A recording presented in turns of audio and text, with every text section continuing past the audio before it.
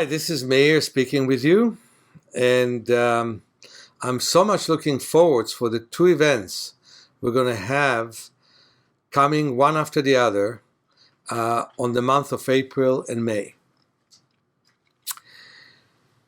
You know, being in my late 60s, close to the age of 70, I've learned a lot. I've learned how it is important to bring optimism to this pessimistic world. It's interesting. More people today live past the age of 100 than ever in human history. And more people today are pessimistic about their future if anything is wrong with them. I also am seeing again and again people saying, "Oh, I can't stand my birthday. I'm already 66 or 67. It's so terrible." In fact, it is great. Of course, you have more strength when you're 20 and 30 and 40. But there's a lot that you can do for yourself in your 60s, 70s, and 80s, 90s, and 100. And it's important for us to understand how much we let other people give up on us and how infectious it is and how much we give up on ourselves as a result of it. So when I was doing my video, Yoga for Your Eyes, which was very successful, still is around. Now the publisher only will download it, but we still have physical copies. I was hoping to convince people to not do LASIK for a good reason. I didn't succeed because at its best, Yoga for Your Eyes sold 1,000 a month, and now it doesn't. It sells probably something like 400 or 500 a year. But they do more than 4,000 LASIK surgery per day. There's no way to compete with a good propaganda machine of the medical profession. So my only capacity now is to help people see better, so we'll have a critical mass of people who see better that will trigger research.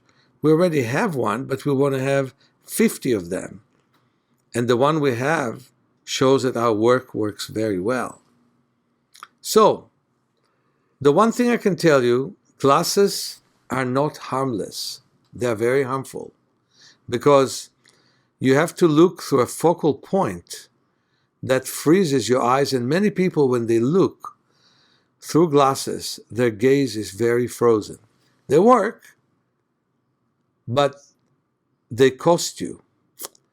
Contact lenses are very bad for the eyes. They prevent you from getting the oxygen you need, help eyes to be dry, which is really bad for them. And also, the body should reject them. They should reject any foreign object. And when you get used to them, you are more vulnerable for any dust particle that gets into your eyes. I can tell you for sure, I've seen many, many red eyes in my life as a result of wearing contact lenses. And of course, in the most occasional cases, they lead to ulceration of the cornea. LASIK is really bad. I'm trying to tone my language. I used to call it by all kinds of names, but I would say that while 98% of people who do LASIK see way better, with time, they weaken the whole visual system. And the reason is that they have less cornea, and sometimes they have to do the operation twice, once and then after 7 or 9 years again. But also, the harmony of the light that breaks through the cornea, goes through the vitreous body, goes first to the aqueous, then the lens, then the vitreous, and then gets to the retina. That harmony is being taken away. The cornea is never going to be the same. Many people get astigmatism. Some people have pain. And those 2% that don't succeed, well, you don't want to be one of them. There's a whole side. Some people who lost their vision. Some people who have pain.